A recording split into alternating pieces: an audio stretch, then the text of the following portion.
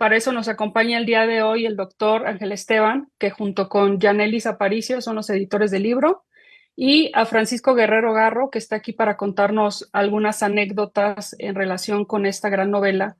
Pues en parte es gracias a él que hoy tenemos acceso a este texto de Elena Garro.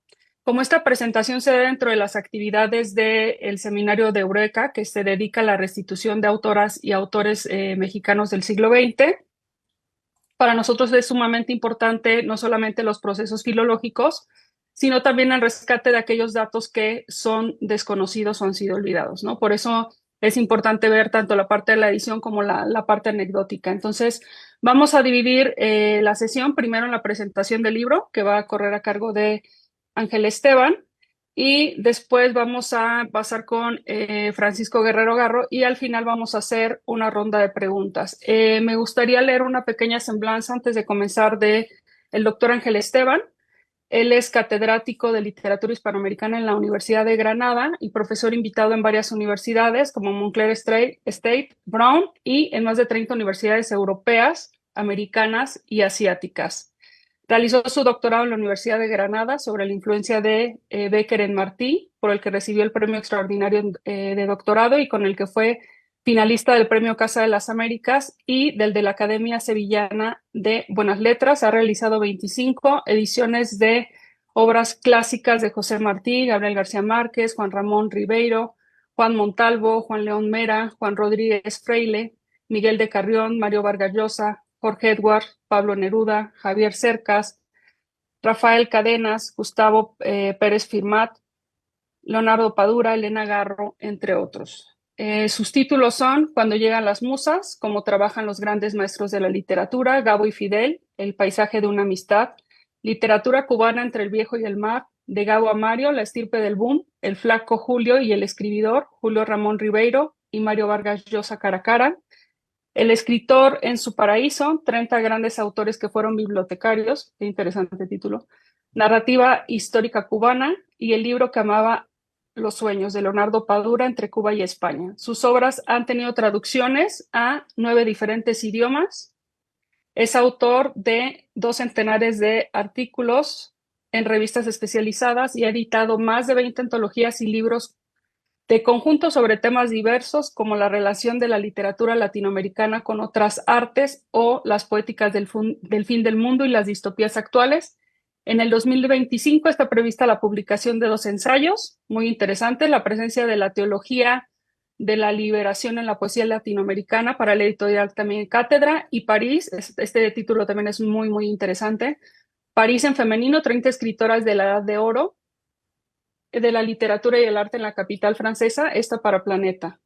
Dirige desde hace 2 años en la Universidad de Granada el máster oficial en estudios latinoamericanos y también coordina el grupo de investigación IBRIS, Literatura y Cultura Latinoamericanas y dirige la revista Letral. También ha dirigido 24 tesis doctorales y ha participado en programas de máster y doctorado en diversas universidades, además de la de Granada, en la Sorbona, en la Sapienza, Salamanca, la Oriental de Nápoles, Heidelberg y La Habana. Adelante, doctor, lo escuchamos. Bueno, muchas gracias, Daina. Muchas gracias por la invitación a Gracias a ti ti. y a la Gracias. universidad. Y bueno, pues a mí me encanta pues, poder estar aquí eh, presentando la edición de Cátedra de los Recuerdos por Venir de Elena Garro, que bueno, que ya nos ha dado muchas satisfacciones desde septiembre. Y a finales de septiembre se puso a la venta y ya hay 3 ediciones, la tercera se está agotando. Y además sé, y yo lo anuncio aquí, que está llegando, uno de estos días ya va a llegar esta edición a México.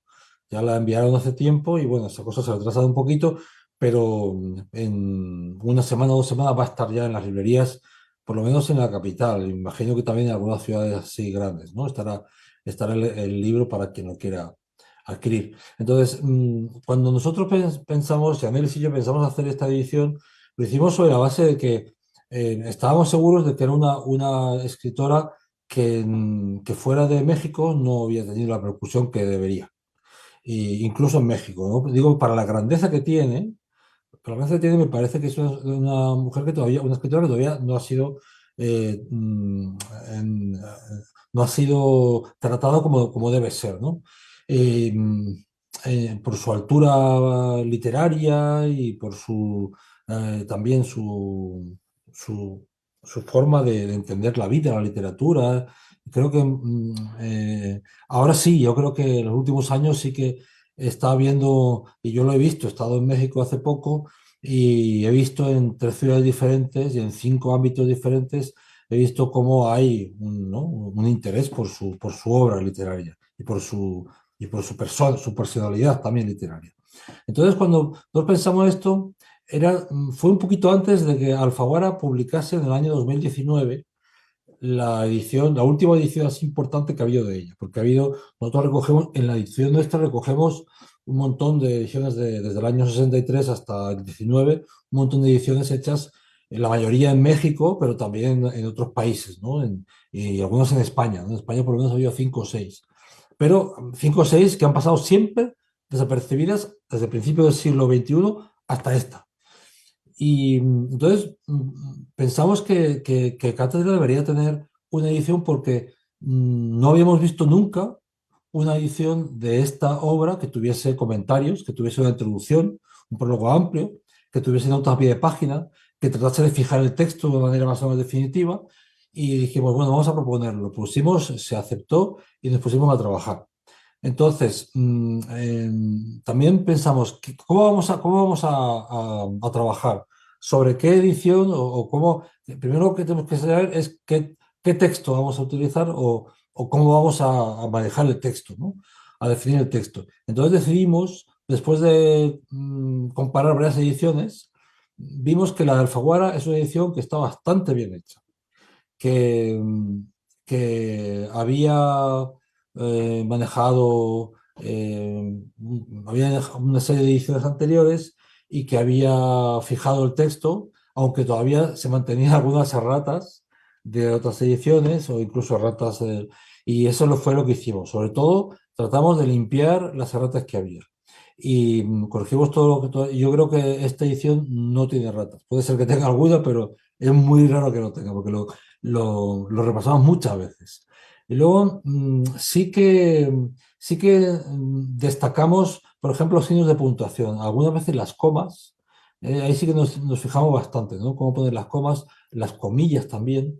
O, por ejemplo, cuando ponemos la nota a pie de página, que siempre el número de nota a pie de página que está en el texto, que esté antes del punto o antes de la coma, ¿no? Es decir, que esto, bueno, son decisiones que uno toma y que ni una, a lo mejor ni esa es la mejor ni es la peor, pero sí que pensamos que tiene que ser coherente, es decir, que todo lo que hagamos sea coherente y no haya cosas diferentes en diversas partes de la obra. Entonces, bueno, esto fue en cuanto a la edición, ¿no?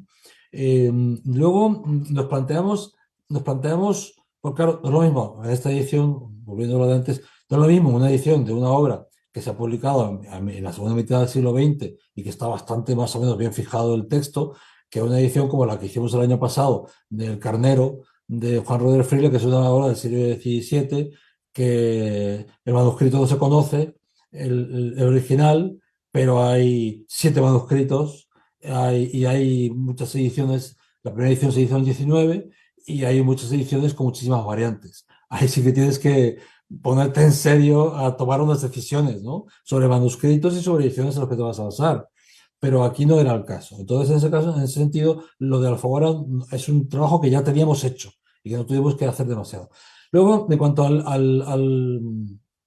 estudio, propusimos que fuera un estudio, por un lado, que tratase todos los aspectos de la obra y de la vida de ella, de esta obra y de la vida de ella, no el resto de las obras, evidentemente, pero que a la vez completase como que algunas lagunas o diese visiones muy contemporáneas, algunos temas que se han tratado, pero de alguna forma se trataba de recoger todo lo que se ha dicho y dar como una visión contemporánea o siglo XXI, en el sentido de que se está revisando desde hace varios años, incluso décadas, se está revisando el canon de la literatura, se está revisando lo que fue el boom y el realismo mágico, y sobre todo se está revisando el lugar de las mujeres en la literatura en lengua española, no solo de América Latina, no solo de México, en lengua española.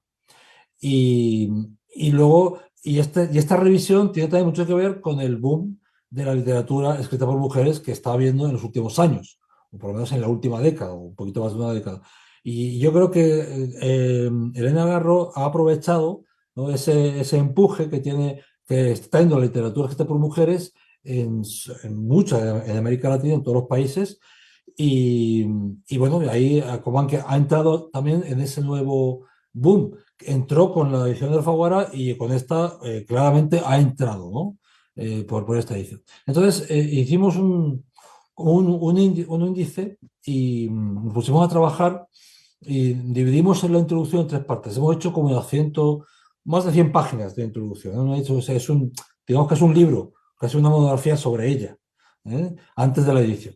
En este índice tenemos tres partes. La primera parte son 5 capítulos sobre su vida y siempre su vida en relación con lo que va a ser su obra después o en ese momento, en el momento que estamos hablando, y también en relación con lo que ha sido la escritura de Los recuerdos de porvenir y luego pues lo que pasó después de Los recuerdos de porvenir, tanto por el resto de su obra como por la recepción que ha tenido y los avatares de su misma vida, ¿no? Desde el año 63 hasta su muerte en el 98. Entonces, bueno, pues primero la infancia, una infancia feliz en Iguala y la etapa posterior en la capital, después una boda irregular, así lo hemos titulado, una boda irregular y un viaje a Europa con retorno dilatado. En tercer lugar, la vuelta a México y los 20 años de matrimonio, con Osorio Paz, ¿se entiende? Luego, los años 60, literatura, nuevos compromisos y el desastre de 1968. Y ya la última parte es el exilio destructor y una vuelta a los orígenes poco reconfortante. Eso es lo que nosotros hemos trabajado fundamentalmente en las 5 etapas de su vida, ¿no? Y luego hay un segundo capítulo que no tiene subtítulos, es un capítulo amplio, y ahí sí que hemos trabajado mucho, cosas que estaban, algunas de ellas claras, otras menos claras. Dice, Elena Garro, el boom y las mujeres escritoras. Este capítulo ha sido de decir, bueno, en el boom, ¿por qué no hubo mujeres en el boom? Y por qué las mujeres que escribían en esa época tuvieron cierta repercusión, pero no tanta, y luego cómo no han sido realmente tratadas desde el punto de vista de la crítica literaria y de la difusión, por lo menos casi hasta el siglo XXI, ¿no? Con alguna excepción, ¿eh? Pero yo creo que hay que incluir una cosa, y es que las escritoras de los años 80, Isabel Allende, Ángeles Mastretta, Laura Esquivel, todas estas, cuando hubo el primer boom de los años 80, fueron escritoras que empezaron a ser conocidas relativamente jóvenes, con lo que estaban escribiendo en ese momento, pero eso no llevó consigo que las anteriores fueran tratadas como ellas, ¿no? Es decir, que digamos que Elena Poniatowska sí que entró, pero porque Adolfo Alfaguara, sobre todo, digamos, a un nivel internacional, ¿no? Y bueno, son cosas bueno, Cervantes, pero son cosas que es interesante, ¿no? Destacarlas y tratarlas. Y luego ya la tercera parte de este índice es ya un estudio pormenorizado de los recuerdos de porvenir, que hemos titulado en general El poder de la infancia libre y sin límites, porque en el fondo esta obra tiene mucho que ver con lo que fue su infancia, ¿no? Y la hemos dividido también en 5 partes. La primera parte es el realismo mágico. Hemos tratado lo que se ha escrito ya y de alguna manera pues ver cosas concretas sobre lo que puede ser el realismo mágico, no solo por lo que está en la obra, sino también por, por las fechas. Es decir, las fechas en las que ella utiliza ciertos elementos que se pueden asimilar al realismo mágico y que generalmente han sido aplicados a otros autores que en muchas ocasiones han escrito y han publicado posteriormente a ella, incluido García Márquez, ¿no? Entonces, digamos que ha sido como una especie de recalcular etapas, recalcular edades, recalcular procesos, ¿no? En segundo lugar, hemos hablado de la guerra cristera y la guerra de Garro. Es decir, por un lado, hacer una especie de introducción a lo que fue la guerra cristera, pero también cómo ella trata la guerra cristera, sobre todo en la segunda parte de su obra. Después hemos trabajado las instancias cronotópicas en la obra, es decir, cómo se estudia o cómo se trabaja el tiempo y el espacio, ¿no? Después hemos trabajado en narradores, es otro de los, digamos, aspectos importantes de esta obra. Y finalmente, el papel de la mujer y de las mujeres. Las mujeres en la obra y la actuación de la mujer. Y las posibilidades de feminismos, no feminismos, claro, evidentemente adecuados a la época en la que ella escribió, que es mitad de los 50, que no tiene nada que ver con lo que entendemos hoy como feminismo. Tiene, digamos, tiene que ver en general, pero en particular ha variado mucho la concepción del feminismo y las luchas feministas y sobre todo la intensidad, ¿no? Después tenemos un capítulo bibliográfico también amplio en el que hemos descrito toda la biografía, toda la bibliografía de Elena Garro. Hemos dividido por narrativa, novelas, cuentos, después obras de teatro, etcétera, ¿no? Hemos dividido por género, ¿no? Toda la obra de Elena y por fechas. Hemos hecho una especie de ordenamiento bastante completo y después hemos puesto todas las obras que hemos utilizado para realizar no solo la introducción, sino también para las notas a pie de página. Son como unas 130 obras que hemos citado, sobre todo artículos y libros específicos sobre la obra de ella, ¿no? Y bueno, ya llega la edición. Y cuando llega la edición, una vez que tenemos fijado el texto, ¿qué hemos hecho con las notas a pie de página? Son unas 130 notas a pie de página, no, o casi 200, yo ya no recuerdo bien. Y, qué es lo que hemos hecho, qué es lo que hemos intentado trabajar en estas notas. Son cosas muy, muy diversas, ¿eh? En primer lugar, cuestiones geográficas. Geográficas que a lo mejor, claro, al mexicano el mexicano no tiene ningún problema en saber pues, las trancas de Cocula dónde están o algunos lugares. Ixtepec no, porque Ixtepec es inventado. Pero, pero cuando decimos que Ixtepec es Iguala, pues decimos dónde está Iguala. Es decir, nosotros queríamos que este libro sirviese no solo para que lo trabajasen los mexicanos, sino cualquier persona de habla hispana que no conociese el país, de otros países, ¿no? Incluso, bueno, pues también gente que no son de países hispánicos, como puede ser el caso de Estados Unidos, pero en los que la literatura mexicana y la literatura chicana tienen muchísima difusión y este libro se va a estudiar. Yo tengo clarísimo que este libro se va a estudiar en las universidades, ¿no? Esta edición, ¿no? Entonces es bueno, una manera de facilitar que la gente pueda saber dónde están los lugares, de qué lugar estamos hablando. Y sobre todo porque son lugares que tienen que ver con ella, porque estamos hablando de Puebla, de la zona de Puebla, de Cuernavaca y de lugares, digamos, que están cercanos a esas zonas y, bueno, que se puedan identificar, ¿no? Después, hemos hemos también explicado mexicanismos o americanismos. También para los que no son mexicanos, explicar ciertas palabras que solo se conocen en México, o solo se utilizan en México, pues, o en América Latina, pues nos parecía que era interesante, ¿no? Para todo tipo de público. Después hemos hablado, en algunas de estas notas, hablamos de los narradores, del narrador de los narradores. A veces, sobre todo, nos interesa, aunque ya esto lo hemos estudiado en la introducción, pero nos interesa ver algún ejemplo concreto donde se mezcla la primera persona con la tercera persona, el yo con el nosotros, y es el pueblo el que está narrando, pero es el pueblo, a veces el pueblo como que si fuera un personaje más, otra vez es el pueblo como una colectividad en la que están todos, o por lo menos algunos de los que están allí, ¿no? También rasgos de realismo mágico, hemos explicado en la introducción, pero aquí dice, bueno, esto podría ser considerado un rasgo de realismo mágico, ¿no? Y además este es un rasgo que podría adelantarse a pues, las mariposas amarillas, ¿no? A lo que años más tarde hizo García Márquez con 100 años de soledad, ¿no? Identificando el brote de mariposas amarillas con algo que tiene que ver con el mundo de la magia, ¿no? De la magia de lo real. Luego también ciertas metáforas, imágenes de adjetivación. Elena Garro es una maestra en adjetivar, es decir, su narrativa es muy poética. Es muy poética en muchas ocasiones. Entonces ella utiliza una serie de adjetivos, de imágenes, de metáforas, ¿no?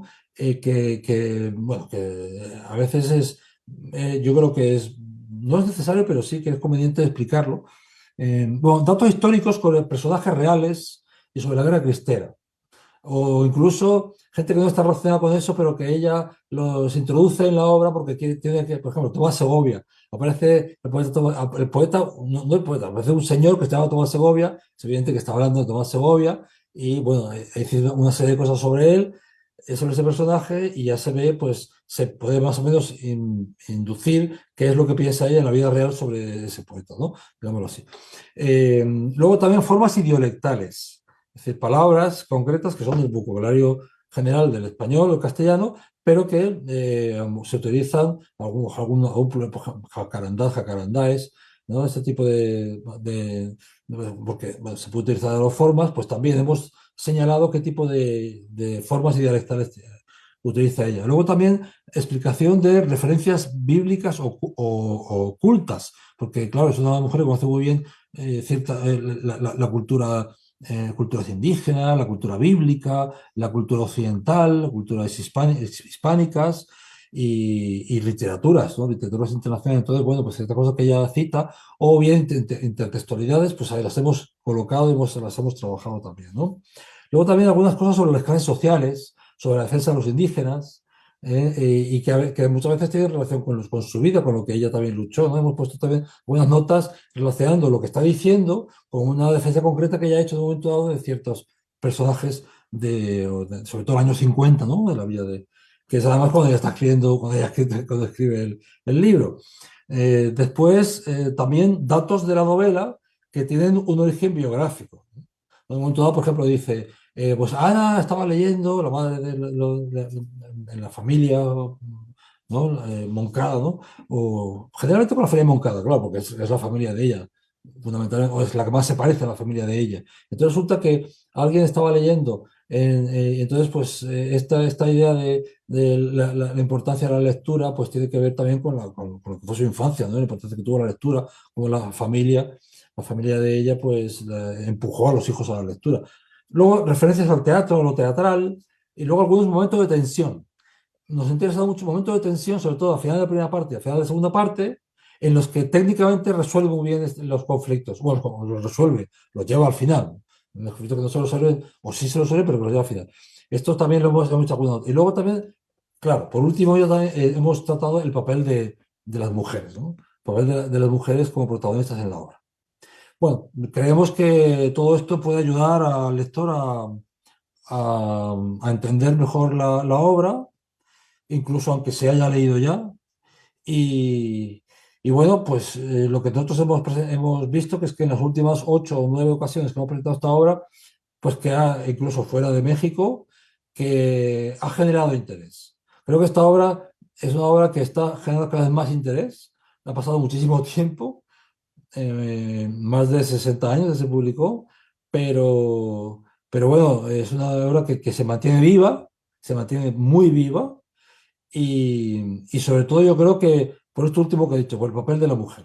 Y yo creo que importa más bien poco si ella era feminista o no era feminista, se ha preguntado muchas veces, ella pues decía una cosa, otra decía otra, yo creo que eso no le interesaba, pero sí es cierto que hay una reivindicación de los papeles de las mujeres, incluso no solo como personajes concretos, sino como símbolo de la nación, ¿eh?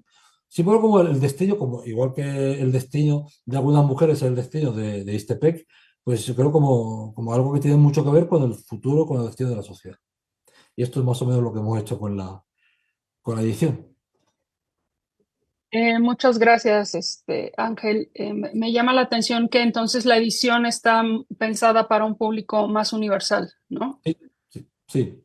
Sí, digo, Cátedra se distingue también por esas características y bueno, ahorita yo te haré algunas preguntas acerca de eso de las notas al pie, o sea, por qué tomaste algunas decisiones de anotar ciertas cosas. Sí, Pasamos con Francisco y después vamos con una ronda de preguntas. Gracias, Ángel. gracias.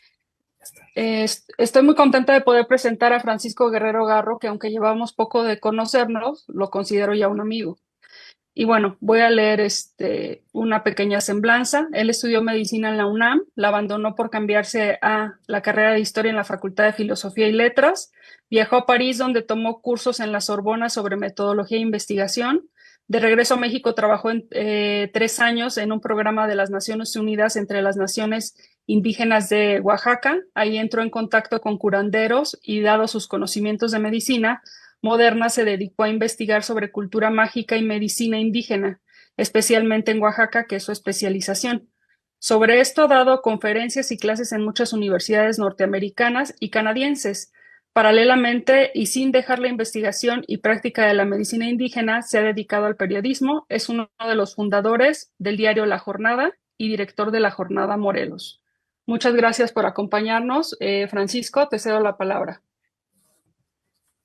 Buenas tardes a todos, buenas tardes Ángel, Esteban, muchas gracias por incluirme en esto, te agradezco mucho todo lo que haces por mi tía, que yo tanto quería. Daina Díaz también, muchas gracias, doctora Díaz Uribe, muchas gracias por Gracias. darme esta oportunidad de hablar un poquito de mi tía. No lo he hecho en muchos años y quiero decirles que con ustedes es la primera vez que yo hablo tan abiertamente de mi tía. Yo durante muchos años me reprimí de hablar de ella, pero de alguna manera vi en ustedes algo que me motivó a hablar de ellas. Yo digo que mi mérito para hablar de mi tía es ser su sobrino, el destino me puso ahí, yo no es mérito para mí, es simplemente memoria. Yo no me gusta ordeñar mi árbol genealógico como mucha gente, yo prefiero ver a mis familiares como familiares y no. Pero, ¿por qué soy por qué soy sobrino de Elena? Bueno, Elena es hermana de mi madre, de Vaki Garro, y por razones de que mi prima Elena y yo somos de la misma edad, nos llevamos 3 meses de edad, pues convivimos mucho de niños, vivimos en el mismo departamento, en el mismo edificio durante años, en Saltillo 117. Ahí era un edificio que rentaron mi papá y Octavio Paz. Nosotros vivíamos en el primer piso, ellos en el segundo, y el primer piso, comedor y sala, todo el área común. Entonces yo conviví mucho, empecé a convivir mucho ahí con mi tía. Después, cuando hice la preparatoria y la secundaria, ya que vivíamos en Cuernavaca, viví con ellos en México, en nuestro departamento de Nuevo León 230. Y finalmente en París. En París me tocó la última vez que vivieron juntos Octavio y Elena. Yo llegué a París y me fui a la Casa de México. Yo llevaba una muy buena beca y aparte mi papá me ayudaba. Bueno, pero mi tía insistió en que me fuera a vivir con ellos al departamento de la U de la Ancien Comedín. Llegué y mi tío Octavio estaba, yo le digo, siempre le he dicho y le voy a decir, mi tío Octavio estaba viviendo ahí.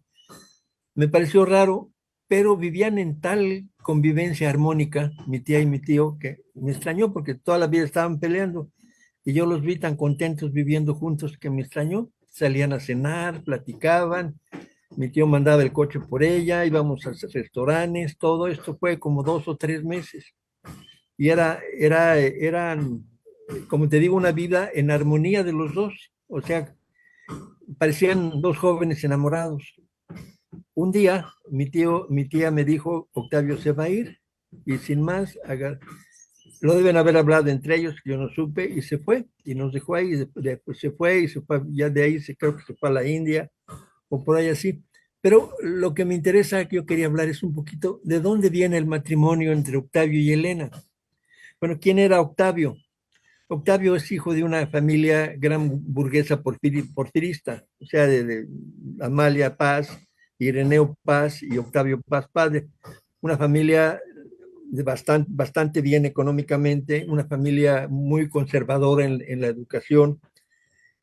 Y Octavio se crea como desde chiquito como un dandy caprichosito. Todo lo que pedía se lo daban, y eso me los contó su mamá. Fue creyendo. Cuando llegó a la preparatoria era el mejor vestido, trajes que le hacían a la medida, las mejores corbatas, los mejores trajes.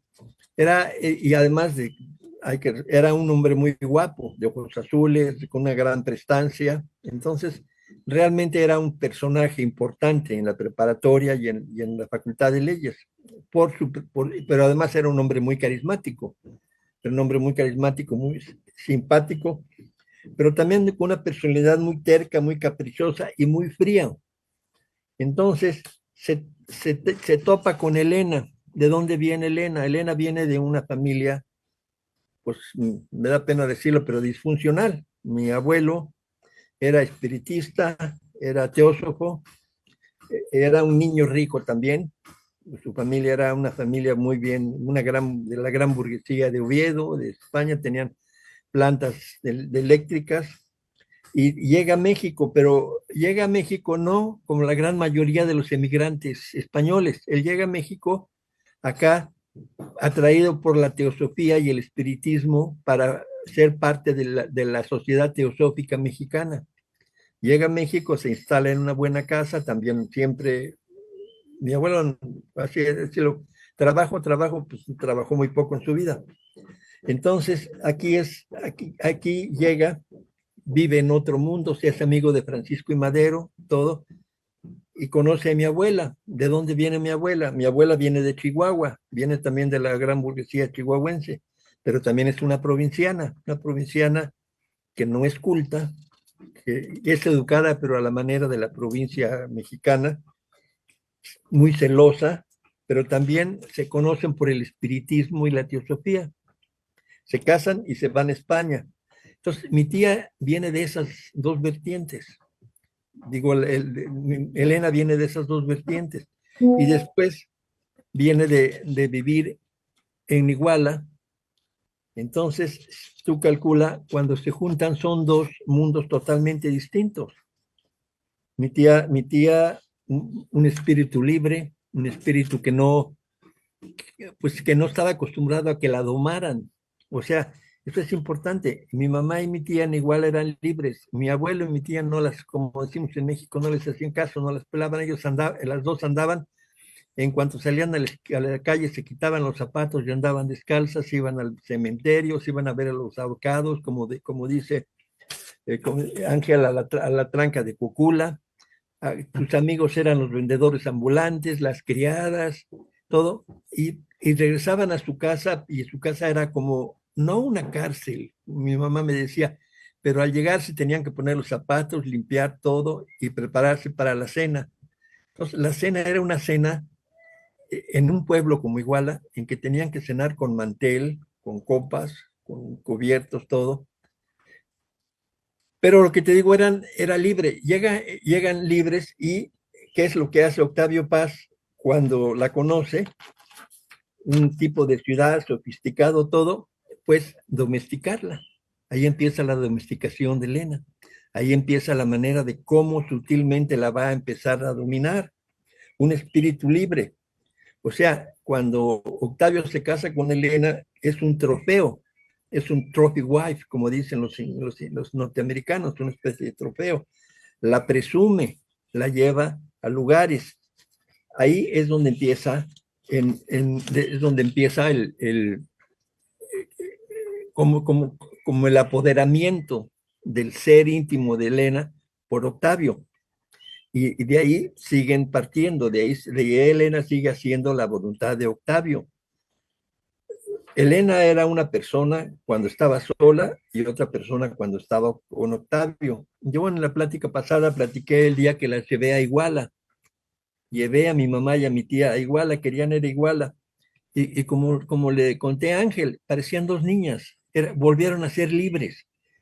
Corrían, fueron el Zócalo, los tamarindos, mi tía y mi mamá y mi tía abrazando a los tamarindos como los abrazaban de niños, fueron a la tranca de Cocula a ver, ahí estaba todavía, de los dos grandes árboles todavía está un árbol grande ya casi seco donde colgaban a los cristeros, fueron al barrio que ya no existía donde estaban las prostitutas, que eran sus amigas, mi mamá y mi tía les llevaban dulces y platicaban con ellas, fueron al mercado, se encontraron a unas amigas que habían tenido en la escuela.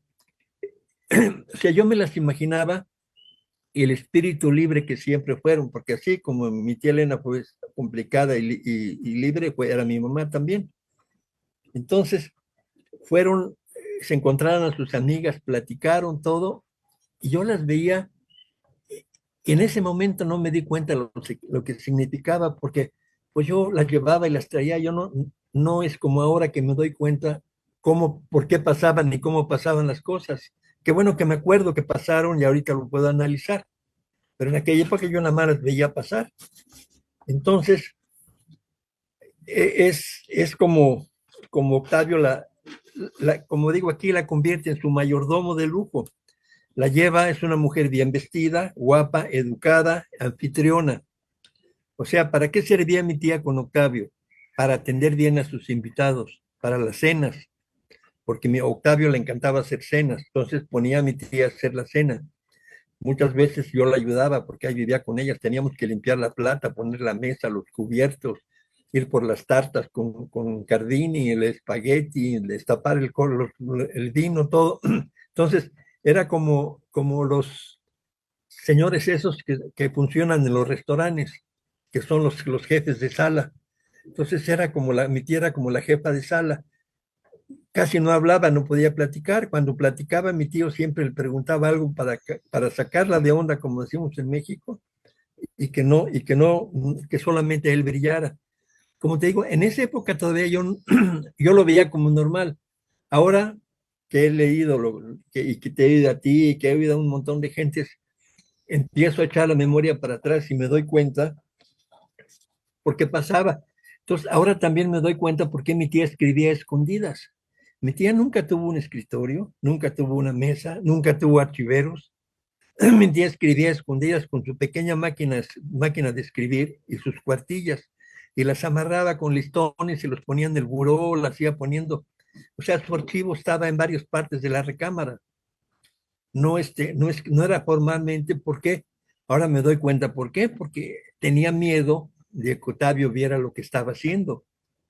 Una vez me tocó leer unas cuartillas que mi tía había escrito para la revista Proceso, no, Sucesos, era una así, cuando estaba escribiendo sobre lo madero. Yo no oí lo que hablaban, pero sí vi a mi tía aventar las cuartillas en la mesa muy despectivamente. O sea, ahorita me acuerdo del hecho, en aquella época pues lo vi como joven de 17, 18 años, pues no le daba yo la mayor importancia.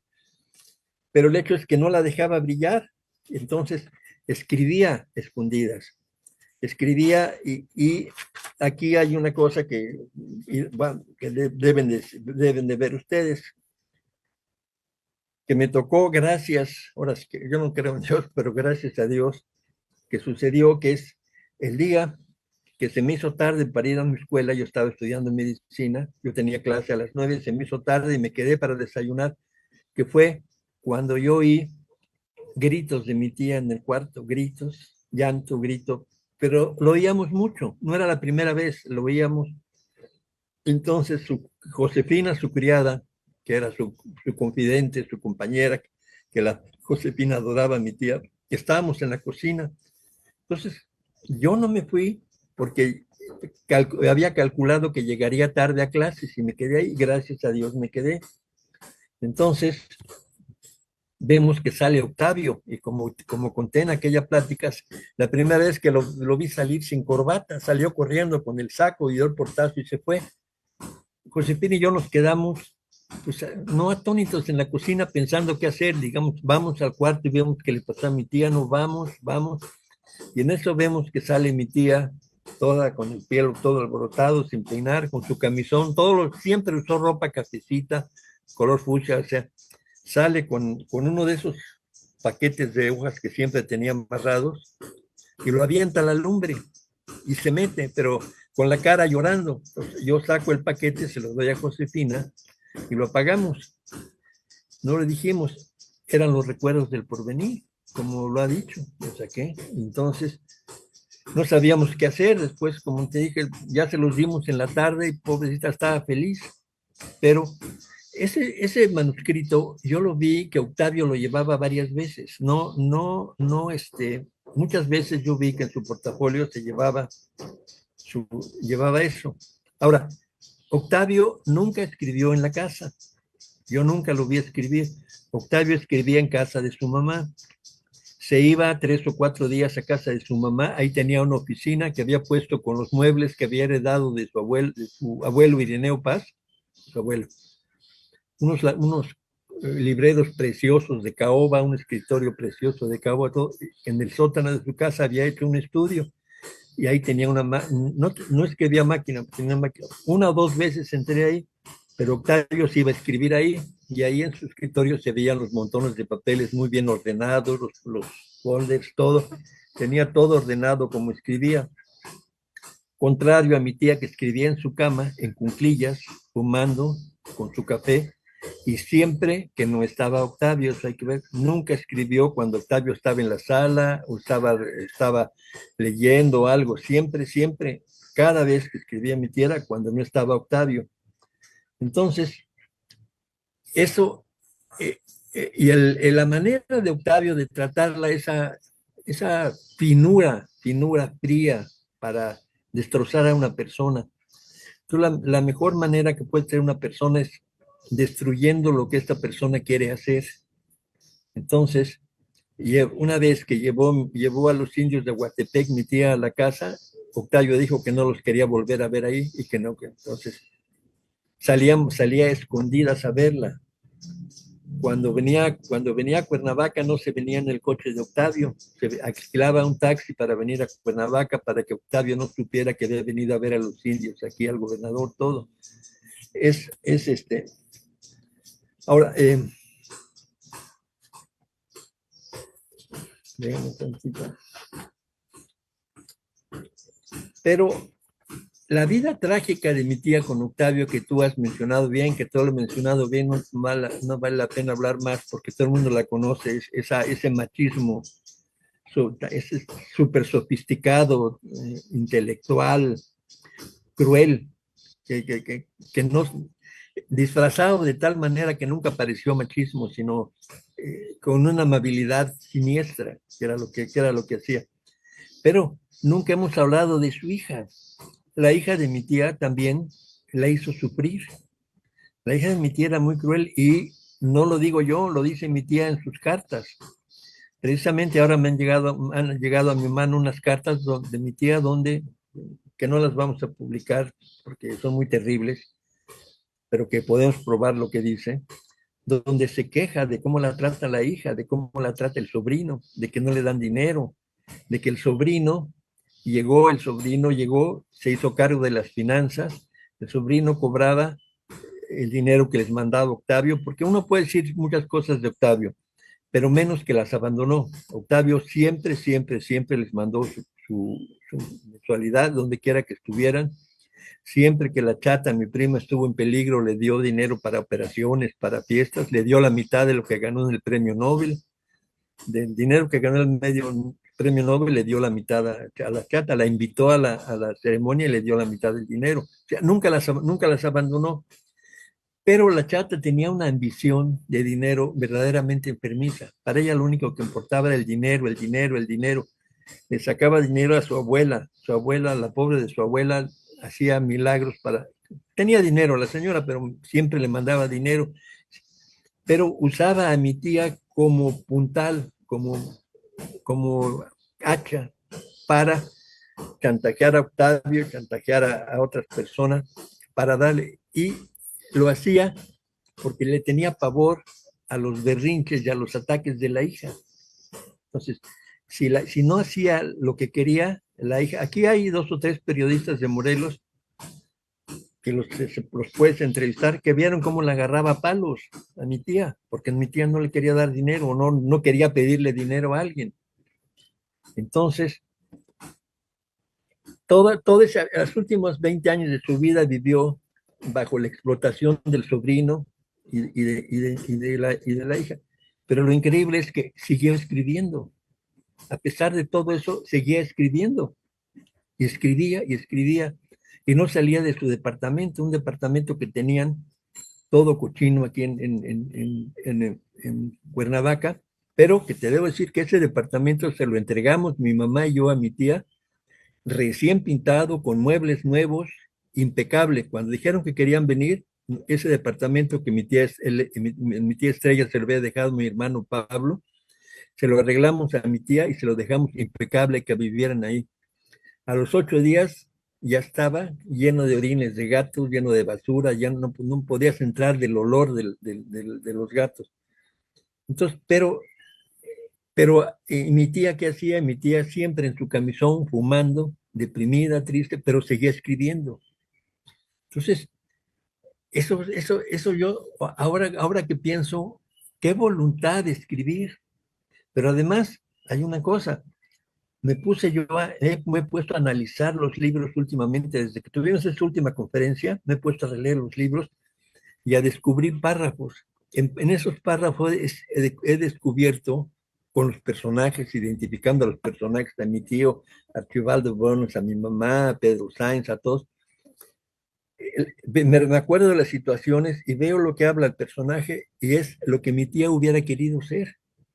O sea, lo que no pudo ser, pero hubiera querido ser. No pudo ser y lo escribió. Entonces, tú imagínate encerrada, pobrecita, como digo, pobrecita encerrada ahí y escribiendo. Es, pues no sé, es un personaje, ella es un personaje en sí mismo, un personaje de explotado, pero al ser explotado, ser creativo, ser un ángel, ser una luz. O sea, nunca la pudieron apagar. Ella me dijo una vez, que me acuerdo muy bien, te lo mencioné, que la estaban, no me acuerdo quién la estaba atacando, estaba muy triste, me contó la anécdota de la luciérnaga, ¿no la saben? En un charco había un sapo y una luciérnaga, y la luciérnaga estaba brillando y brillando y brillando, y el sapo la agarró y la mató, y con el último hálito de vida, la luciérnaga le preguntó al sapo, ¿por qué me matas? Y el sapo le dijo, ¿por qué brillas? Y esa es mi tía, esa es mi tía, es la luciérnaga que la matan porque brilla. Ahora, volviendo a mi tía la tenía en París, yo la visitaba, yo les he contado por mis negocios, porque también he hecho negocios, yo iba mucho a París. Yo llegaba a su departamento a las 11, que sabía que no estaban ni el sobrino ni la prima. Me la encontraba, no le decía yo que iba a ir, me la encontraba en camisón, tía, viste, te vamos a tomar un café. La llevaba yo, ellos vivían allá por el Sisiemen, no me acuerdo, una avenida por el Rubik de Hugo. La llevaba, íbamos a tomar café, platicábamos o me estaba platicando. Como a las 3, 3:30 ya me iba yo, porque sabía que llegaban el sobrino y la prima. Pero vivía en su cuarto, no salía de su cuarto, estaba encerrada. Pero entraba yo a su cuarto y ahí tenía el papel. Nunca dejó de estar junto a su máquina, su papel, su café y sus cigarros. Pero no salía en meses. Ahí la tenían encerrada, pero la tenían encerrada, ¿por qué? Porque el dinero que les llegaba iban y se lo tomaban en borracheras, andaban siempre borrachos y drogados. Entonces, eso es lo que yo me recuerdo de ella. No sé si Ahora, de Octavio Paz hay una cosa que una vez hablamos, una vez hablaron ella y mi mamá, que era muy raro que Octavio haya llegado de París y haya iniciado ese movimiento en contra del nacionalismo de izquierda mexicano. Pero además Octavio lo inició con pura gente blanca. Si tú ves a la gente de la que se reunió Octavio Paz, todos son hijos de republicanos o gente blanca. Los únicos dos mexicanos prietos, negros, como decimos nosotros, que Octavio toleró, fueron a Rufino Tamayo y a Toledo, al pintor. Todos los demás, si tú ves, Chirau, los hermanos estos que escribían, todos son de la pequeña burguesía blanca mexicana y todos fueron adoctrinados por Octavio Paz en el anticomunismo y el antinacionalismo. Entonces, todos pensamos, es muy raro eso, ¿quién lo patrocinaba? Porque sí fue un movimiento muy bien coordinado para destronar a todo ese movimiento de izquierda que se estaba haciendo en México. Eso es algo que una vez hablamos, mi tía, mi mamá y yo. Ahora, la gran sensibilidad de mi tía y lo que más la molestaba era ver a alguien arrollado, a alguien explotado o que alguien sufriera. ¿Cuántas veces vimos gente que estaba en la calle muerta de hambre y acababa en el departamento donde mi tía lo alimentaba, le daba de comer? Un ejemplo son los indígenas de Aguatepec. Ellas que eran despojados de sus tierras, ella se enfrentó a todo. La única intelectual que le ayudó fue Elena Poniatowska. Mi tía les pidió auxilio a todos, inclusive a Octavio, que se lo negó. ninguno lo ayudó. Elena Poniatowska fue la única. Pero siempre esa solidaridad que mi tía tenía con los presos políticos. ¿Cómo se llamaba el preso político este que ya no me acuerdo, siempre se me olvida? Había un español, un hijo de españoles que era preso, que lo habían metido preso político por hablar en contra del gobierno. Cada 8 días iba mi tía a la penitenciaría a llevarle comida, a llevarle ropa, y me acuerdo muy bien, yo la llevé varias veces, que antes pasábamos a cambiar 300, 400 pesos en billetes de a 20 y de 50 para darles a los policías que cuidaban las puertas y le dejaran pasar la comida. Entonces llegaba a una de las puertas de fierro y mi tía les daba 50, de aquellos era mucho dinero, 50, 70, 100 pesos. La segunda puerta les daba dinero y siempre llevaba ya su dinero listo para dar lo que decimos en México, las mordidas. Y le llevaba a este señor, ahorita no recuerdo cómo se llama, le llevaba libros, le llevaba comida, le llevaba ropa, pero además mantenía a la esposa. La esposa no tenía dinero, no podía pagar el departamento.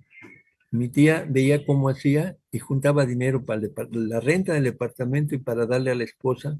La esposa no podía caminar muy bien, era blanco, ¿cómo se llamaba? Bueno, pero como este caso, te digo muchos, había gente, mucha gente dependía de ella. Ella veía cómo sacaba dinero de Octavio y de otras partes. Entonces, cada vez que gente como tú, gente como Dania, ¿no? O gente como Patricia Rosa Lopatego, si hablan de mi tía y la van sacando de ese hogar sólido en que la metieron y que todavía no le tocaba estar. Ahora creo que sí está contenta, ¿eh?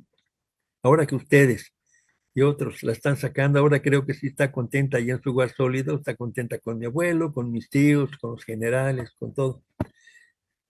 Pero la habían metido la habían metido a una fosa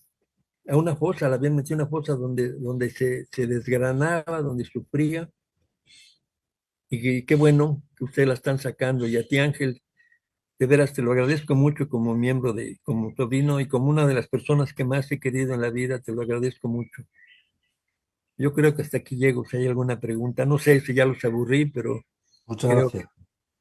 Muchas gracias. No, no, Francisco, ¿cómo crees? Muchas gracias por compartirnos esta información tan valiosa que difícilmente vamos a encontrar en los libros de historia de literatura mexicana, ¿no?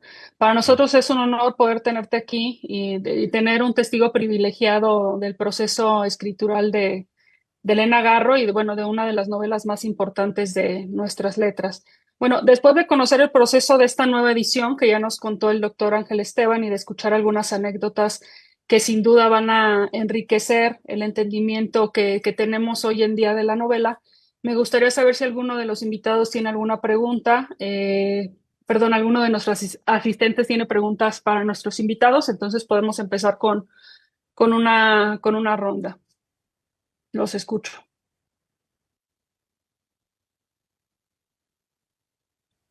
Bueno, mientras se animan, yo le tengo una pregunta al doctor Ángel Esteban.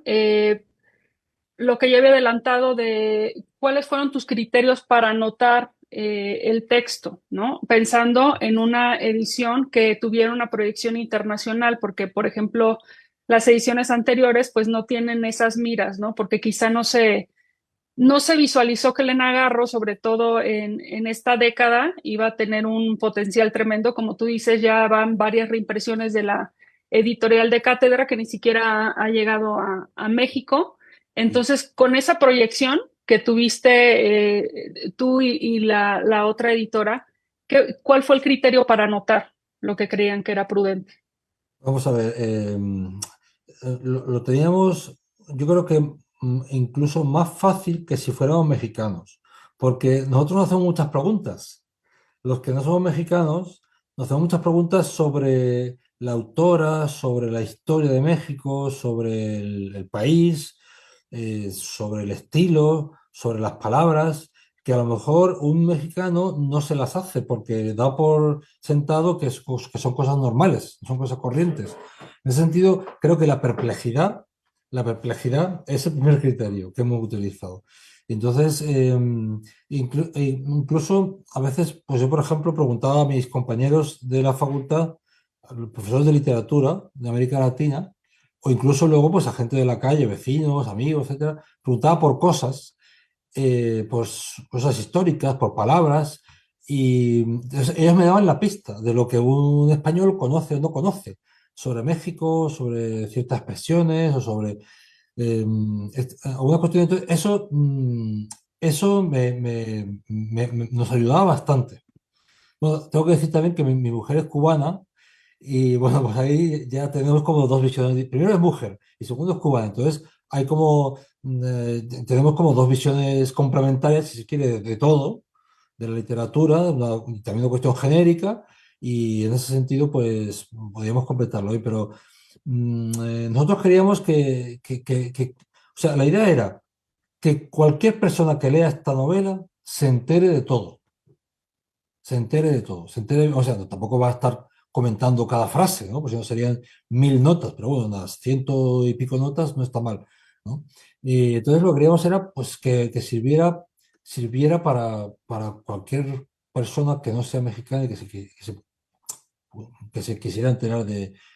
también hoy en día tú puedes, una palabra que no entiendes, tú la puedes mirar, mientras estás leyendo la miras en el teléfono, un diccionario y tal, pero bueno, es que más, creo que es mucho mejor tenerlo todo, ¿no? En el mismo, te estás leyendo el libro y te lo está poniendo a la pie de la página, ¿no? Lo que significa, etcétera. Gracias al doctor Ángel. Hay otra pregunta en el chat de Uriel Santiago que nos escribe desde Florencia. Wow. ¿Me escuchan ahí? Sí, Sí. sí. Ah, pregunta, al hacer el estudio introductorio, ¿cree que la novela se ha leído diferente en las diferentes décadas? ¿Qué ha variado en la perspectiva de las y los lectores? Sí, sí, claro, yo creo que sí. Bueno, pero eso pasa con todo. Es decir, que el Quijote en el siglo XVII se interpretó de una forma, en el XVIII de otra. Hay libros enteros sobre eso, ¿no? Entonces, yo lo que pienso es que, sobre todo en los últimos, en este siglo, que es cuando más, yo creo, cuando más se ha publicado, se ha republicado la obra, ¿no? Y, y más se ha comentado.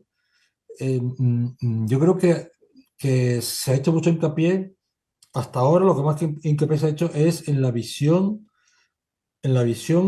sobre todo de la mujer en general y de las mujeres, ¿no? ¿Cómo ha cambiado? ¿Cómo ha cambiado? Porque también en la sociedad contemporánea ha cambiado. ¿No? Las luchas de las mujeres por la igualdad han cambiado mucho, ¿no? En estos últimos 20 años, 25 años. Y yo creo que ese es el aspecto que más ha cambiado también en la interpretación. Las críticas, por ejemplo, las críticas de la obra, Ujú. las que comentan la obra de Elena Garro, también le han dado mucho más cuerpo teórico, ¿no? Al- a lo que, desde un punto de vista feminista, ¿no? Ujú. A lo que significa la obra de ella. Entonces yo creo que eso es lo que más se ha reactualizado, ¿no? Gracias, doctor. Ahora una pregunta que está en YouTube para Francisco. Dulce Adame dice, gracias por la invitación al maestro Francisco Guerrero Garro, quien compartió una faceta poco conocida de la familia, la espiritista y la teosófica. En ese sentido, quisiera preguntar si esta visión ocultista influyó en la poética imaginaria de Elena Garro, en los recuerdos del porvenir se implicó un tratamiento particular en esa edición. Pues Eh, no, pues, yo veo, si ustedes ven, hay cosas en los recuerdos del porvenir en los que se habla de cosas que no existen. Entonces, mi tía no era muy aficionada a eso, al contrario, era hasta donde yo sé, la que heredó todo eso fue mi mamá.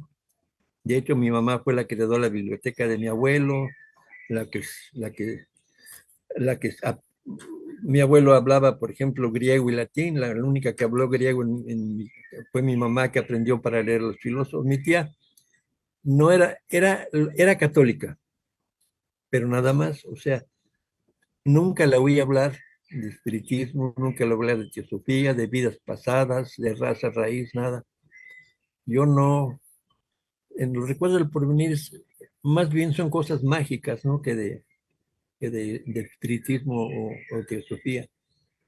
Entonces, la teosofía habla, por ejemplo, de las 7 razas raíces, de los lemures, de los atlantes, de todo eso, y no veo en eso mi tía. Pero además no le importaba porque tú ves, por ejemplo, en los libros de la biblioteca de mi tía no hay un solo libro sobre eso.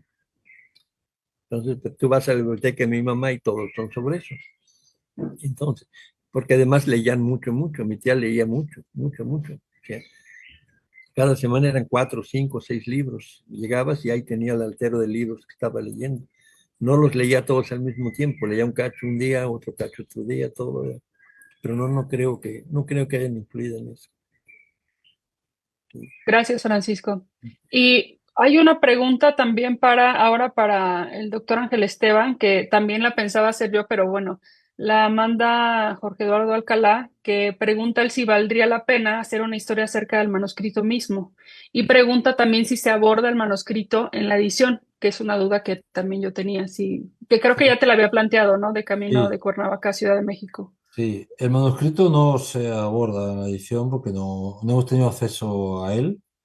Entonces, tampoco nos lo hemos planteado porque pensamos que una obra que sea desde los años 60 aquí se ha publicado tantas veces que, bueno, que ya digamos que hay como una especie de cuerpo de ediciones que han fijado el texto y que no hace falta, pero sí para hacer una edición realmente crítica como las que hay en la colección de archivos, por ejemplo, ¿no?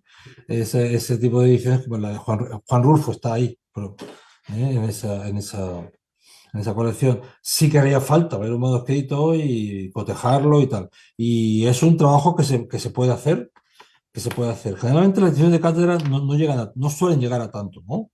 Pero sí, es algo que se podría hacer y que sería interesante. Vea algo muy para especialistas, ¿verdad? Pero sí, yo veo que sí, que sería importante poder hacerlo. Gracias. Gracias, doctor. Digo, y aprovechando una vez otra pregunta de Uriel, que dice, el primer boom de los años 80 de las ventas no llevó que fueran rescatadas las otras. ¿Por qué ahora sí? O sea, ¿por qué ahora el tiempo está cambiando el canon? ¿A qué se debe que están siendo rescatadas? Pues porque porque el concepto de canon. El concepto de canon se ha puesto en duda desde hace, o sea, en las últimas décadas. Yo creo que esto llega ya desde Harold Bloom, ¿eh? Ujú. Desde lo de Bloom, es decir, ¿qué sentido tiene que en Bloom solo haya 2 escritores de lengua española, que son Cervantes y Borges, ¿no? Que no tiene ningún sentido. Sí. Entonces, bueno, es una opinión de este señor, que es un tipo con mucho prestigio, pero bueno, está diciendo su canon. Y no tiene por qué ser el mejor, por muy importante que sea ese señor. Entonces, yo creo que a partir de ese momento, es que la revisión del canon ha sido algo muy, muy espectacular, ¿no? Creo Y luego, claro, lo que ha ocurrido es que en los últimos años, las últimas, yo creo que 2 décadas, los estudios sobre la mujer y sobre las mujeres han proliferado en todo el mundo, ¿no? Digo feminismos en plural porque ya no son feminismos, son muchos feminismos y a veces, en algunas ocasiones, incluso entre ellos encontrados, ¿no? Han crecido muchísimo y los estudios sobre las mujeres han crecido muchísimo. Grupos de investigación sobre mujeres. Yo pienso en España, pero yo he estado en la Comisión Nacional del Gobierno, del Ministerio Español de Educación para los temas que tienen que ver con investigación y proyectos y todas estas cosas, grupos de investigación, y hay un montón de proyectos sobre mujeres, tesis doctorales sobre mujeres, en nuestro caso literatura, sobre escritoras. Hay, yo creo que casi ahora más que tesis doctorales sobre escritores. Y luego hay otra cuestión que se ha puesto de moda, ahora se ha puesto de moda, por lo menos yo creo que es una cosa de España, yo creo que también en América Latina es así. Se ha puesto de moda que los estudios doctorales, o sea, las tesis doctorales, se Ujú. hagan sobre personas vivas y muchas veces personas jóvenes que no tienen su obra completa hecha, personas de 50 años. y yo lo estoy viendo porque a mí me piden eso, los alumnos me piden esto. Entonces, todo esto ha hecho que y muchas veces son mujeres, ¿no? Entonces, todo esto hace que se haya revalorizado, revitalizado mucho más los estudios sobre las mujeres. Entonces, yo creo que creo que en esta nueva moda que hay ahora sobre el estudio de mujeres se está recuperando muchísimas. Es que en España llevamos mucho tiempo recuperando a las mujeres de 27. O sea, es que eso, o sea, la generación 27, que ya va a cumplir 100 años dentro, ya están empezando a hacer, este año ya están empezando a hacer algunas actividades sobre el 27, porque dentro de 2 años va a ser el 27, y va a ser el nuevo centenario de Góngora y todo lo que pasó con el generación 27. Entonces, ahora se está empezando a hacer y ahora se está haciendo estudios sobre hombres y mujeres. ¿Por qué? Porque hace ya 10 años se ha empezado a hablar de las sin sombrero, las mujeres las esposas en México, Champurcín, es una escritora española que se fue allí con el marido, que el marido era el escritor, el miembro del 27, y finalmente ella, ahora mismo le gusta mucho más, su marido ya casi nadie lo estudia, lo trabaja, lo publica, y sin embargo ella está publicándolo a todo el mundo ahora. Yo estuve hace poco tesis doctoral en el tribunal sobre ella, en Granada. Y hay un montón de publicaciones sobre Ernestina Champurcín, sobre su poesía, eh, que, bueno, que creo que es ella, sobre todo su obra literaria la hizo en México, en el exilio, pero, y se está recuperando ahora, los últimos 15 20 años, y sobre todo ahora, los últimos 5 o 6 años. Esto es lo que está ocurriendo. Y yo creo que ahí lo que ha pasado es que, no sé si antes ha sido el huevo o la gallina, en este último boom. Es decir, si han sido primero las clásicas, las mujeres de siempre, no las de los 80, sino las anteriores, las que se han empezado a recuperar y sobre ellas se ha instalado este nuevo boom de la narrativa o de la literatura joven, escrita por mujeres, o si ha sido al revés. Pero el hecho es que se está dando a la vez ese fenómeno. Gracias, doctor. No, y también creo que el problema fue que mucha gente se tomó muy a pecho el canon, ¿no? Establecido por Bloom. Pues Y creo claro, que también el rescate de mujeres, y creo que llega como que también en un momento justo de la historia en general de la humanidad, ¿no? Y claro, del feminismo. claro. Entonces, creo que también el contexto está ayudando mucho que se rescaten estas mujeres y también creo que es el momento propicio de Elena Garro, ¿no? Y también lo vemos con Rosario Castellanos, que se le están haciendo muchos homenajes Igual, por su igual. centenario. Sí. Y bueno, a mí me gustaría hacer, antes de pasar a la pregunta de Silvia, me gustaría preguntarle a Francisco si él dice que de repente pues le vienen estos flashazos de memoria y me gustaría preguntarte si con el tiempo empezaste a tomar conciencia de la importancia del momento histórico que viviste al rescatar. Yo digo que si no es la mejor novela, es una de las mejores novelas mexicanas y sobre todo escritas por mujeres. O sea, si hoy estás consciente de que viviste un momento histórico determinante para nuestra literatura. Pues sí, hace poco, mira, como éramos familia, yo veía todo como familia, pero a raíz de que empecé a ver, de que empezó a salir mi tía, y gracias a que, perdón, me la bañé, pero tengo una memoria de elefante, yo me acuerdo de todo, empecé a recordar cosas, y cada vez que oigo que tú dices algo, o que el doctor dice algo, o que Patricia dice algo, leo algo, me acuerdo de cosas. Entonces, para empezar, desde la última plática que tuvimos, me puse a leer varias cosas de mi tía. Entonces, al leerlas con la idea de ver si puedo identificar un hecho que yo haya visto. O sea, yo no viví siempre con ellas y yo me limito a decir, a opinar o a contar lo que yo vi. O sea, ahí me sale un poco lo periodista. Si no me consta, si no lo oí, si no lo vi, no lo digo. Porque yo no voy a decir, me dijeron que, oí que, o supe que, o sea, si no lo vi, lo oí y no lo digo. Entonces, y me van saliendo cosas, como por ejemplo, me puse a pensar esto que hablo de los dos lugares en que vienen, mi tío, mi abuelo, mi tío de ser un niño fifí, un niño popis, y mi tía de venir de provincia. Imagínate, de la escuela secundaria de Iguela a una escuela americana en México. de vivir en una casa en Iguala a vivir en la casa de mi tía Consuelo, que era como vivir en un cuartel, porque era muy... Entonces, es el gran choque. Entonces, ahí me puse a pensar, dije, bueno, ¿por qué dominó Octavio tan fácilmente a Elena? Bueno, porque Elena era dominable, porque era un arma libre. O sea, no tenía maldad, no tenía maldad, no mentía, no hacía, no era tenebrosa, pues. Entonces, por eso, que se crió en la mente, en mentes tenebrosas, agarra a una muchacha, pues, ¿por qué no decirle de pueblo? Medio civilizada por los 4 años que vivió aquí, pero con 10 años de pueblo. Entonces me puse a pensar, bueno, ¿por qué fue tan fácil? Pues fue tan fácil por eso. Y también me van a perdonar, pero también fue un poco lo que le pasó a mi mamá. Entonces, no dejaban de ser naíves en un montón de cosas. ¿Por qué? Porque nunca aprendieron la maldad social que permea entre las clases citadinas. Entre nosotros de las ciudades hay esa perversidad que es genética. Esa perversidad no la tiene la gente que viene de un pequeño pueblo donde todos se dan la mano y se dicen buenos días. Entonces, sí me he ido dado cuenta y me acuerdo más y me voy a acordar de más y se las voy a escribir y se las voy a mandar. Sí, sí. Muchas gracias, Francisco, ¿no? Y además, bueno, también se me pasó mencionar, aunque a Francisco no le gusta mencionar, que él es hijo de Jesús Guerrero Galván, del gran pintor y dibujante mexicano. También hay que mencionarlo, ¿no? Porque es parte, ahora sí que fuiste parte de un contexto muy privilegiado y muy importante del México del siglo pasado. Y la pregunta de Silvia Peláez dice, gracias por la presentación tan especial, gracias a Ángel Esteban y a Francisco Guerrero. Me gustaría preguntar desde dónde y cómo se acercaron a las instancias cronotópicas en la obra de Elena Garro. No sé quién quiera contestar. Esteban. Ajá.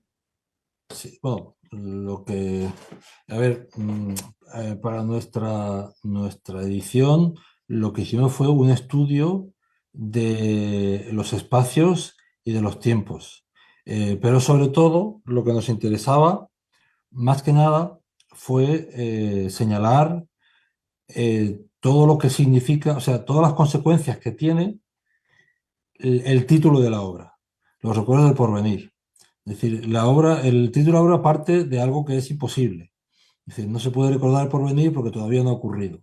Pero eso es cuando tienes una concepción del tiempo lineal. Si tu concepción es del tiempo circular, ya es distinto. Entonces, ese es el punto de partida. Desde ahí es donde nosotros partimos. La idea que es una idea que también desarrolla Octavio Paz en algunos de sus ensayos, lo dice, por ejemplo, en Los hijos del Limo, habla sobre la diferencia en el tiempo circular y el tiempo lineal. Y habla como, bueno, que de alguna forma en el siglo XX se ha vuelto a este tiempo circular que se había perdido desde los griegos, se había perdido con el cristianismo, porque el cristianismo tiene una concepción lineal del tiempo y que lo moderno del siglo XX lleva a muchos intelectuales, a muchos escritores, a muchos artistas a considerar el tiempo como circular. Y partimos de ahí, porque o es una invención, o es una invención digamos que es pura fantasía, lo cual ya no sería realismo mágico, o bien es una concepción circular del tiempo, que es lo que nosotros pensamos. Y por eso, y desde ahí hemos partido y ahí hemos explicado los vaivenes entre el tiempo y el espacio, porque además también dice, muchas veces se dice que este personaje era dos personajes, uno que estaba aquí y otro que estaba allí. Entonces, este que estaba allí son tiempos, pero también son espacios. Entonces, ahí, desde ese punto de vista, o por ejemplo, cuando se dice que fuera del pueblo todavía era de noche y cuando llegas al pueblo pues ya estaba amaneciendo, o al revés, ¿no? Es decir, que estas diferencias entre el tiempo y el espacio, cómo se integran en el texto y las hemos tratado de estructurar o de estudiar. Gracias, doctor. Y bueno, el título de Los recuerdos del porvenir yo creo que es una de las cosas que más causa curiosidad y una de las cosas que más sostiene la narrativa del libro. Sí. Y me gustaría aquí que Francisco y el doctor Ángel quizá nos puedan contar esa experiencia que que contaron en Cuernavaca, creo que fue Francisco, no, yo creo que fueron los dos, ¿no? La mezcla de por qué se llaman los recuerdos del porvenir, ¿no? Porque de repente hacemos algunas conjeturas, pero pues resulta que yo hablaba como de la eternidad, del tiempo occidental, pero también del tiempo prehispánico, pero ya después, cuando los escuché en Cuernavaca hablar sobre el título, dije, no, pues no tiene nada que ver con lo que estoy yo diciendo, entonces sería interesante que los que nos están escuchando, bueno, se les contara esa historia, ¿no? Del título, no sé quién pueda hablar. Francisco, ¿qué ¿no? haces tú? Bueno, ¿me ven? Sí, sí. Sí, No, pues yo no tengo la menor idea, Daina. Dice que habías dicho algo de una cantina o una pulquería, no es sé lo que si... Claro, yo lo he a eso leído, tío, iba. yo lo he leído. Había una pulquería que se llamaba Los Recuerdos del Porvenir. Y yo pienso que sí, porque en aquella época la intelectualidad le daba mucho por irse a las cantinas populares, al Tenampa, a las 15 Letras, al Viva México. Y había esa cantina que se llamaba Los Recuerdos del Porvenir. Ahí iba Villaurrutia, iban Elías Nandino, iban varios. Entonces, probablemente de ahí viene ¿cómo se llama? El nombre Sí. porque de dónde más, o sea, el nombre es un poco, pues fuera de lo común, ¿no? Sí, pues, yo recuerdo que porque a mí me convenció lo que tú acabas de decir porque yo lo he leído, porque esta declaración tú la has hecho por escrito y yo he leído el texto donde tú escribes esto. Y me acabó de convencer eso porque yo había leído en varios artículos que los recuerdos por venir probablemente era una influencia de Carpentier. Porque Carpentier en su novela Los Pasos Perdidos se habla de un hombre que se mete en la selva y empieza a tener una vida en la selva diferente a la que tenía en el lugar civilizado y bueno, quiere quedarse allí, establece un prototipo de vida muy diferente, valorando la vida natural, lo selvático, la naturaleza, todo lo que no es el capitalismo ¿no? La vida moderna y tal. Entonces, en un momento dado, este señor se encuentra con una taberna en medio de la selva que se llama Los Recuerdos del Porvenir. Entonces, por esa pequeña anécdota, pues hay gente que pensaba que ella lo habría sacado de allí. Pero también, porque entonces empezamos a investigar si realmente ella podría haber leído la novela de Carpentier y llegamos a la conclusión de que no. Porque la novela de Carpentier digamos, antes de escribir su novela, la novela de Carpentier se publica en septiembre del año 53 y Elena escribe su obra con título incluido entre enero y febrero del 53 de ese año en Suiza, o estaba en la clínica, etcétera. Pero es que además, aunque la novela de Carpentier se publicara en 1957, es muy difícil que ella la leyera, porque la relación que había entre ellos había sido una relación muy pasajera y efímera, no eran amigos. Ella le caía bien, dice que es un hombre muy culto, pues muy simpático, agradable, que los atendió muy bien. Cuando en el 37, después del Congreso de Valencia, pasaron por París y él ya estaba viviendo en París y les hizo un tour por la ciudad, pues dice que pero eso no es suficiente para considerar que ella siguiera la obra de él. Es más, en alguna ocasión, más adelante, ella llegó a decir que Carpentier le caía muy bien, pero que su forma de escribir no le gustaba. El barroco, este barroco latinoamericano propio de Carpentier no le gustaba, que era demasiado relamido. Entonces, ya no creemos que esa tesis que se había dicho una vez fuera así. Y por tanto, buscando una segunda opción, llegamos al texto de Paco y dijimos, pues tiene que ser esto. Sí, porque además es lógico que ella fuera allí, en esos años 20 que ella fuera allí, cuando ya estaba en relación con toda la gente de la literatura, del teatro, porque era el mundo que le gustaba, era el mundo que le gustaba y el mundo que vivía, ¿no? A final de los 20 ya, cuando ya podía tener, o principio de los 30, ¿no? No sé, Gracias, gracias, doctor. Y Daniel Cetina comenta algo al respecto. Dice, gracias, Francisco, por hablar de todo esto. Tu voz es muy importante. Y complementa lo del título, ¿no? Que aquí hay otra teoría. Dice, una cantina en la Ciudad de México se llamó El Porvenir. Garro iba ahí a veces, pero el lugar cerró. Después el mismo dueño abrió otra cantina y le puso Los Recuerdos del Porvenir. Eso Eso es, fue previo a la novela de Garro, quien conoció el lugar, aunque se eso es. puede ubicar el lugar donde estuvo. Eso es lo que sé. O sea, Eso ya hay otra. es exactamente lo que decimos en la introducción. ¿Eh? Ujú. Era una cantina que se llamaba Porvenir, que luego cerró, que más adelante se abrió como Los Recuerdos de Porvenir y que probablemente Carpentier también estuvo allí. Eso no lo hemos conseguido Sí. datar totalmente, pero estamos detrás de la pista. Es probable que Carpentier también estuvo, es decir, que Carpentier agarró el título, o sea, agarró la taberna de la taberna que ya existía en México. ¿No? Sí, Daina, sí, yo creo que puedo ir por ahí. ¿Sí me escuchan? Sí, sí. Sí, ok. Hay algunos comentarios también en Facebook. David García dice una novela trascendental para el desarrollo narrativo de México y de América Latina. También él mismo comenta, Garro vale por ella misma, tan lejos de las ideas comerciales como el boom y estereotipos del canon. así es. Eso es muy interesante, ¿no? Porque también ella como que nunca se quiso encasillar en el realismo mágico, ni no se quiso encasillar en ninguna tendencia, pero aún así marcó una tendencia. No sé Sí. qué nos puedan decir de esto, Francisco o el doctor Ángel Esteban, para terminar. Dania. Sí. Sí. Me decías, por ejemplo, un poquito fuera de esto, que porque hasta ahora me estoy dando cuenta de muchas cosas. Bueno, a través de mi vida me di cuenta de muchas, y son estos últimos años que me he estado acordando. Por ejemplo, mi papá un día corrió a Pablo Neruda de mi casa porque se puso a enamorar a mi mamá. Entonces, cosas como estas, viví muchísimas porque en mi casa, además, no es nada más mi tía, pues conviví mucho con Amalia Hernández, que es mi tía también, con Rubén Durán, con un montón de gente. Lástima que no fui lo suficientemente listo, no fui lo suficientemente inteligente para en esos momentos darme cuenta de lo que yo vivía. O sea, yo andaba en las fiestas, con las novias, con todo, me tocaba ver todo, pero nunca pude. Ojalá hubiera tenido yo la capacidad mental en aquella época de poder recordar más, indagar más, pero lo estoy escribiendo todo y se los voy a dar a ustedes.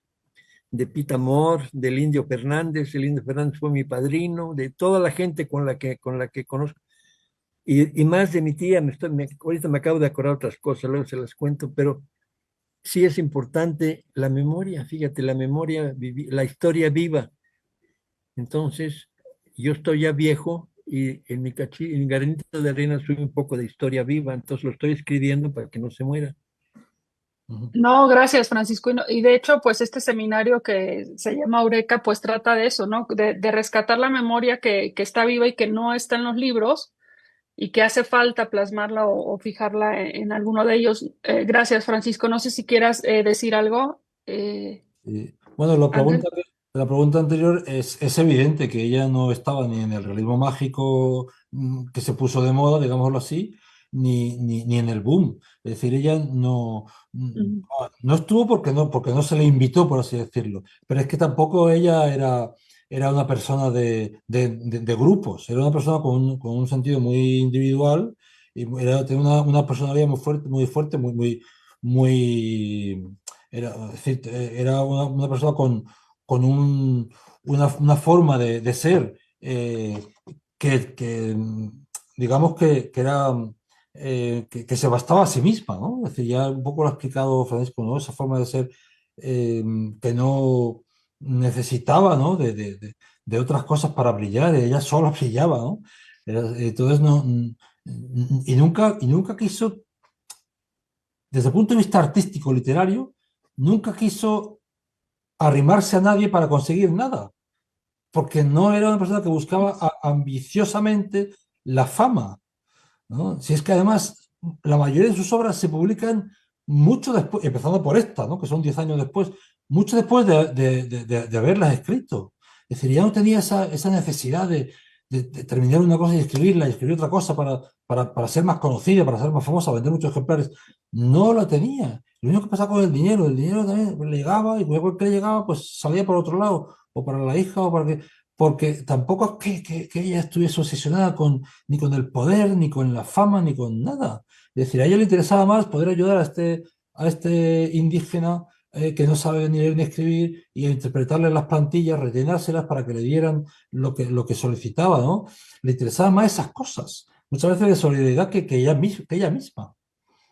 Y entonces, también eso ocurre con la literatura. No le interesan las modas, no le interesan por dónde va. Es decir, ella escribe porque tiene una necesidad absolutamente imperiosa de escribir y de contar.